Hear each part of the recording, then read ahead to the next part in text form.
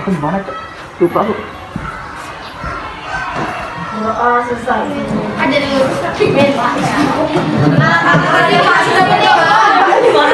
Sebelumnya perkenalkan nama Ibu Jumiati, biasa kalian panggil Ibu Jumi.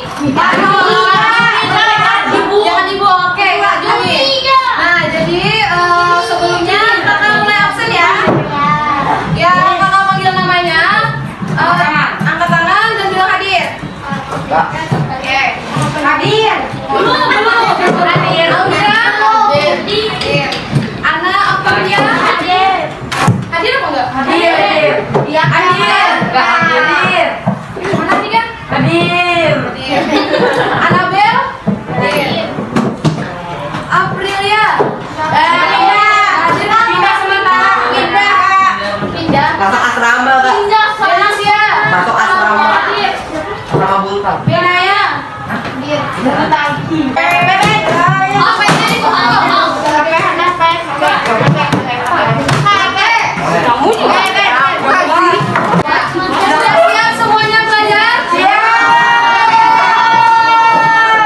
Sudah siap, Mas? Ada yang ingat gak materi sebelumnya apa? Ingat. Berarti gak belajar? Enggak.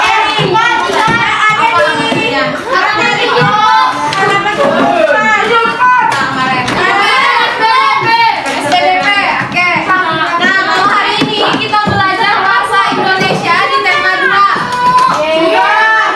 Yang satuan dalam perbedaan, subtema 1 rukun dalam perbedaan. Kakak punya halaman? Nggak ada. Sudah. Halaman 77. Sudah dibuka? Halaman berapa? Halaman 77. Lapar. Sudah dibuka? Sudah jangan ngobrol ya. Sampai belajarnya. Nah, di sini akan menyampaikan ada beberapa tujuan dari pembelajaran ini. Yang pertama, kalian akan mampu mengumpulkan informasi penting menggunakan aspek kata tanya. Siapa yang tahu kata tanya ada apa?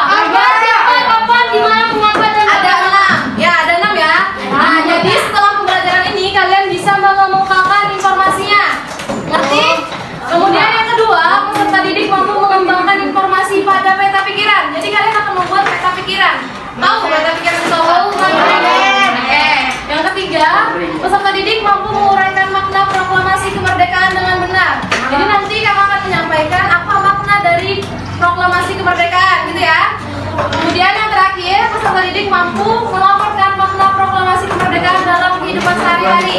Contohnya, makna proklamasi dalam kemerdekaan dalam kehidupan sehari-hari itu apa?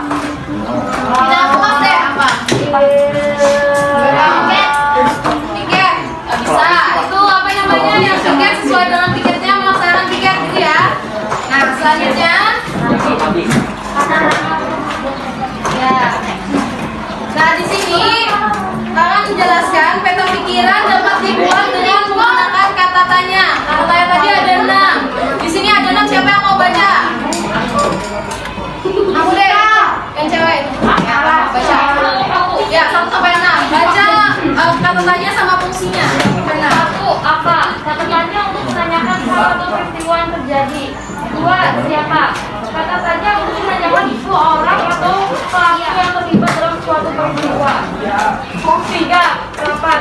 Kata tanya untuk menanyakan waktu terjadinya suatu peristiwa. 4. Di mana? Karena kata tanya untuk menanyakan tempat terjadinya suatu peristiwa. 5. Mengapa? Kata tanya untuk menanyakan penyebab terjadinya suatu peristiwa. 6. Bagaimana? Kata tanya untuk menanyakan cara atau proses terjadinya suatu peristiwa. Nah, itu tadi ada 6 kata tanya: apa, siapa, kapan, di mana, mengapa, dan bagaimana. Siapa biasanya menanyakan apa? Menanyakan apa? Apa? Siapa nama kamu, gitu ya? Menanyakan nama orang. Kemudian apa? Menanyakan hal atau peristiwa yang terjadi. Misalnya nih ada kecelakaan di jalan. Ini apa yang terjadi, gitu ya? Di mana apa biasanya? Di mana kan kamu? Di mana rumah kamu? Menanyakan alamat bisa ya?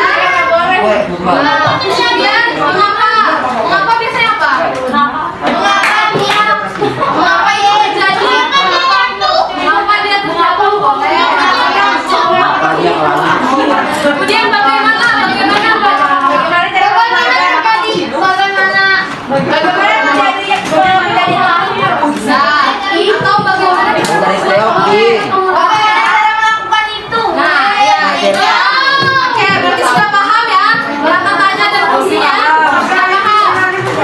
Oke. Nah, selanjutnya di sini ada yang berlatih. Kakak minta kalian membentuk kelompok, tapi kelompok kecil cuma berpasangan sama teman sebangku. Ya. Iya coy, siapa novelin ya? Jangan Itu yang sendiri. Itu udah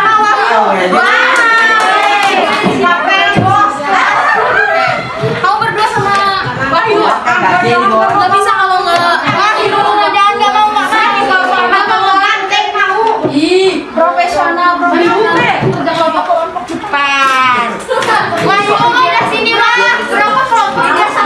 Habis sini kata kakaknya. Lalu dia. Ini Wahyu. Oke, udah diam semuanya. Jadi di sini tulis nama kelompok, nama kelompoknya sekreatif mungkin, tapi jangan panjang-panjang kelompoknya.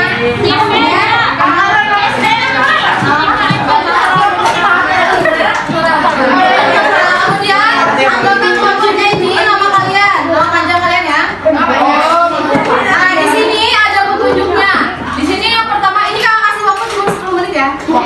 Karena bikin nanti kakak kasih tahu. Nah jadi di sini waktunya 10 menit. Kemudian ada petunjuknya, bacalah teks berjudul penyusunan teks proklamasi kemerdekaan Indonesia dengan seksama.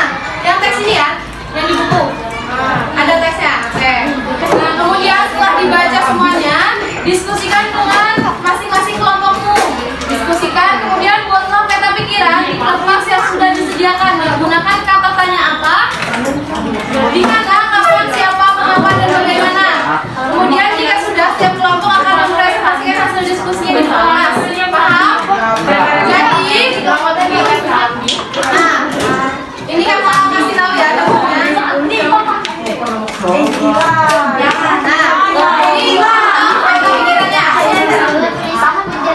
peta pikirannya. Iya, peta pikirannya di bawah ya. Iya, ya. Ini cuma contoh ya.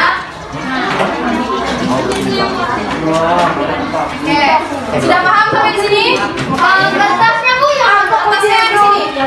Cukup kan ya? Teman-teman yang lain dengerin ya.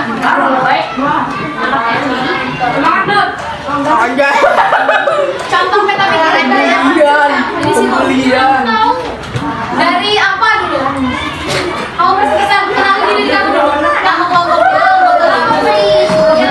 baca dulu jawaban, terus kamu baca semuanya. Tapi yang 3 pertama kamu, 3 pertama, 3 terakhir dia.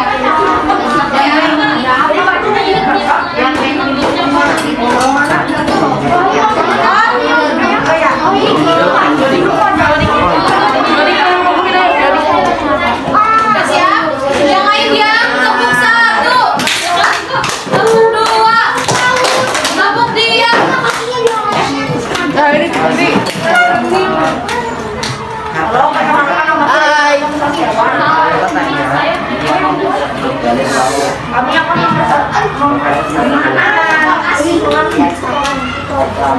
Kemerdekaan Indonesia. Apa? Apa nama? Apa?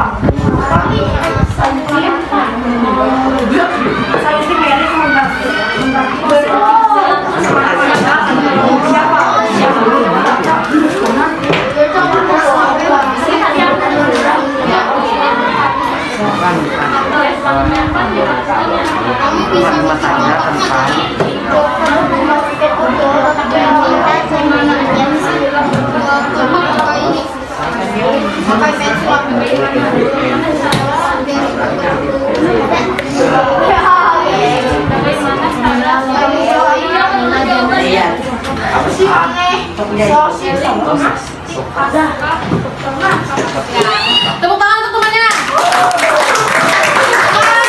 Riben, Ricci, dan Beben. Saudara ini akan mempresentasikan tugas kami yang berjudul penyusunan teks proklamasi kemerdekaan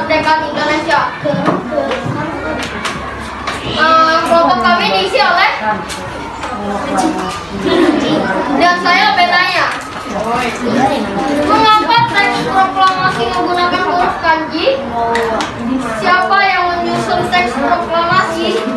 Di mana upacara proklamasi dilaksanakan? Kapan upacara proklamasi Soekarno? Bagaimana naskah disebut disusun? Dan huruf apa yang digunakan pada teks proklamasi? Ya, tepuk tangan untuk temannya. Ya, terima kasih karena telah mendengarkan presentasi kami pada hari ini. Oke, terima kasih. Kita di mana? Dan lain-lain diselenggarakan dengan cara pertama dan dalam tempo yang sesingkat-singkatnya. Jakarta, 17 Agustus 1945. Atas nama bangsa Indonesia, Soekarno Hatta. Ya, tadi ada pembacaan teks proklamasi ya.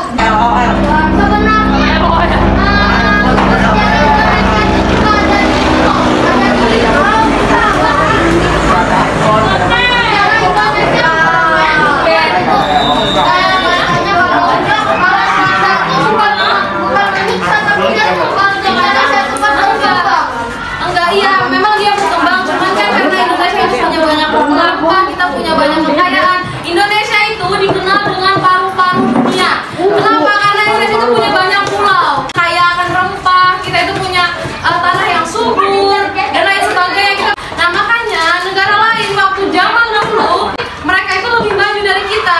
Sekarang saat mereka udah lebih maju, udah maju sekali, kita baru berkembang. Gitu ya. Makanya kita sebagai siswa, sebagai peserta didik yang jadi kalian ini harus menjadi orang yang pintar untuk bangsa kita yang akan datang, gitu ya. Paham? Paham ya? Jadi kalian harus menghargai perjuangan orang-orang. Jangan apa namanya? Jangan dilupakan. Karena mereka kita bisa bergerak, karena mereka kita bisa sekolah dengan baik. Kita tidak ada yang dibom gitu ya. Nah, di sini lanjut ya. Di sini ada makna proklamasi kemerdekaan bagi bangsa Indonesia. Ada 5 makna. Di sini yang pertama, menandai lahirnya bangsa Indonesia sebagai bangsa yang merdeka dengan adanya apa tadi? Teks proklamasi.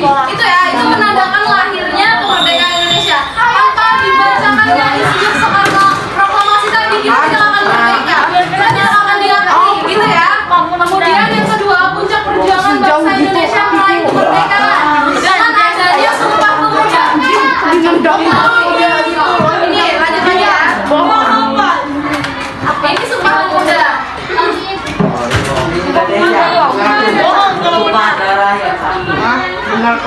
Ya, lihat ya. Ini teks Sumpah Pemuda. Ini